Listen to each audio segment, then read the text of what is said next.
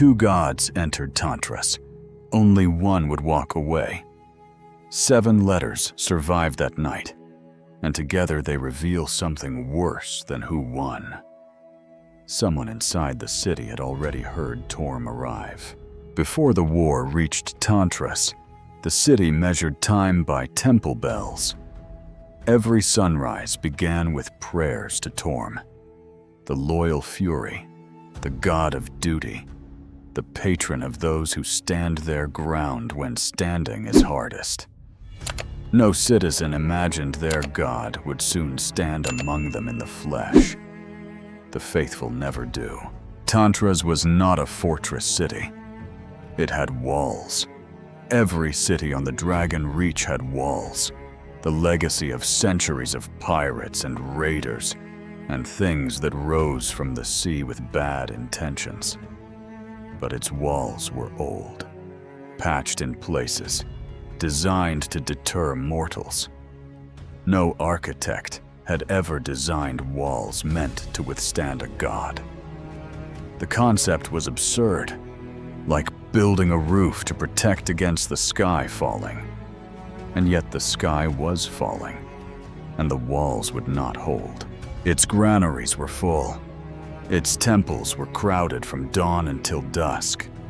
Pilgrims crossed half of Faerûn seeking Torm's blessing, not because they expected war, but because Torm's blessing was the kind of thing you sought when you were frightened and did not know why. In the weeks before Bane's army appeared, Tantras felt like a place already holding its breath, waiting. The faithful do that too, they thought. They just do not always know what they are waiting for. The first refugees arrived without wounds. That detail has stayed with me. No blood, no broken bones, no visible injury of any kind. They carried only smoke-stained clothes and stories that sounded like fever dreams. Black banners beneath a sky the color of bruised iron. Divine voices speaking directly into the mind. Armies marching behind beings no mortal king could command. One woman described Gentilar soldiers, hardened veterans, breaking formation and running. Not retreating, running. Like children fleeing a nightmare, Tantras barred its gates. This was not cowardice. It was the only rational response. You do not open your walls to refugees when an army is hours behind them. You do not risk the many to save the few. But the decision carried a weight the city's leaders could not have anticipated. Among the refugees left outside were people who had seen what was coming. Their descriptions, shouted through the gates, passed from guard to guard, did more damage to morale than any siege weapon could have. 7 letters reached Candlekeep from that same night. Not fragments, letters. I emphasize this because after the burned edges and torn parchment of Shadowdale, the simple completeness of these documents felt almost indecent. As though the witnesses of Tantras had been given just enough time to finish their sentences before the sentences finished them.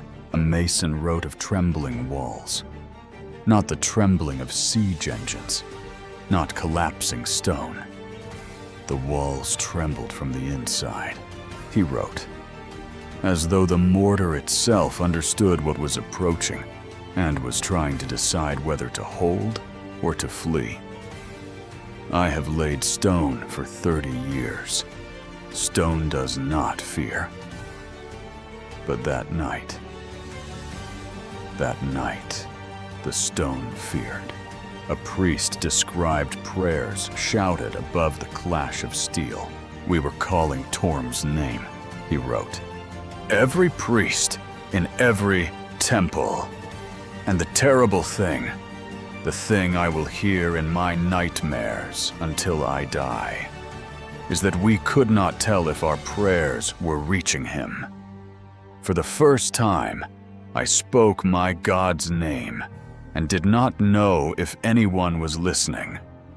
And then I realized that he might be listening, but from somewhere very close, from somewhere inside the city, from somewhere he could not answer because he was already fighting.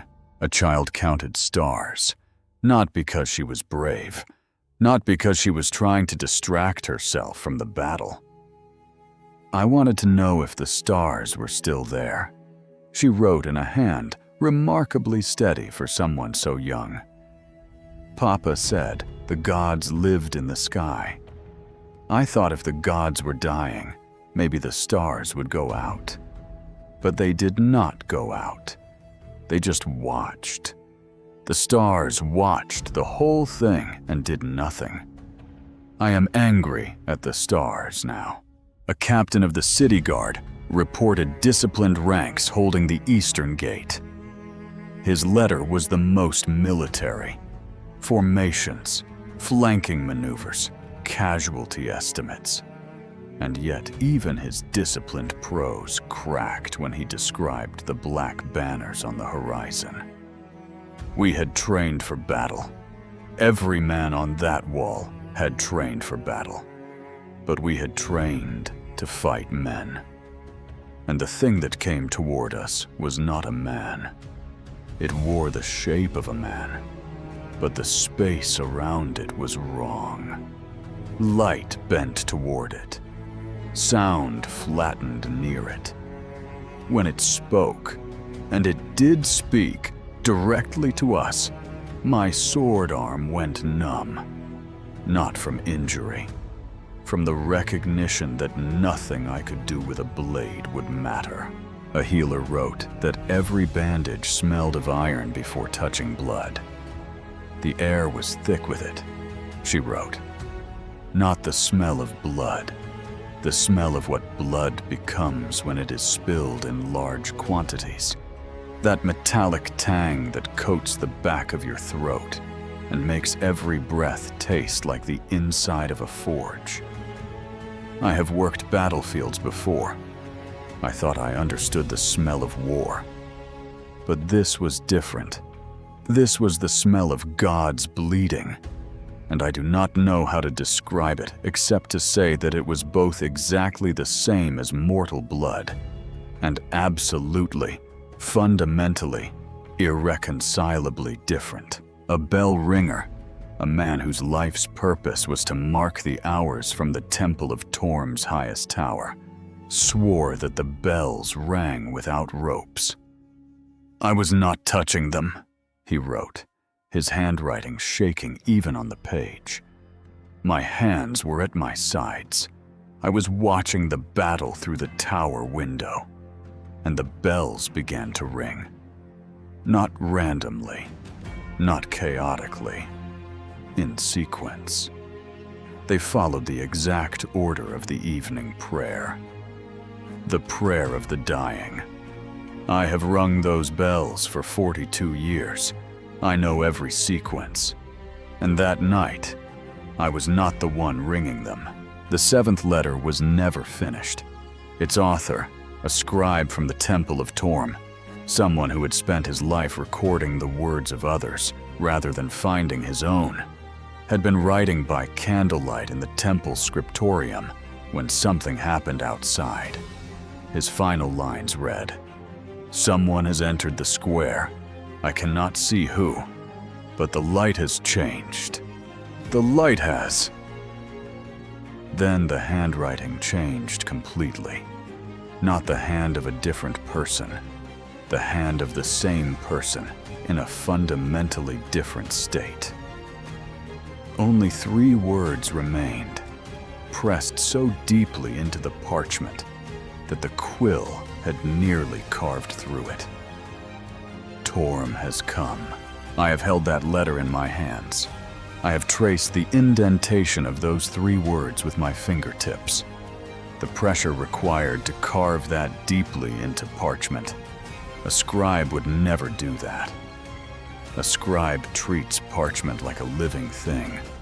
like something that deserves gentleness. But whatever the scribe saw when the light changed, it made him forget everything he knew about gentleness. I cannot tell you who won that night. The letters end before dawn, but together they preserve one terrifying certainty. Something walked into Tantras that night that no mortal army could have stopped. Tomorrow, I will open the final bundle from Tantras. Every surviving witness agrees on only one thing. Two gods stood face to face before the city's gates, and when the sun rose, only one walked away. But which one? The answer, when it arrives, will change everything I thought I understood about the nature of divinity. The Impossible Archive is open. New episodes every week. Subscribe before the next entry disappears.